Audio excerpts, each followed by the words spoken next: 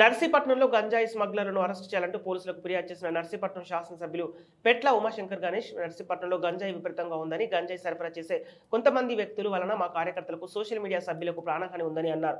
ఉదయం మాజీ మంత్రి అయ్యన్న పోలీస్ స్టేషన్కు వచ్చి అధికారం వస్తే పోలీసులు ఫుట్బాల్ ఆడుకుంటారని చెప్పడం విడ్డూరంగా ఉందని చెప్పారు. అయ్యన్న పాత్రుడు వచ్చిన పనేంటి, మాట్లాడిన మాటలేంటి అని ఎద్దేవా చేశారు. అయ్యన్న పాత్రుడు సర్వీస్ అయిపోయిందని, పక్కన కూర్చుంటే నీకు కొంతైన గౌరవం ఉంటుందని ఆయన విమర్శించారు.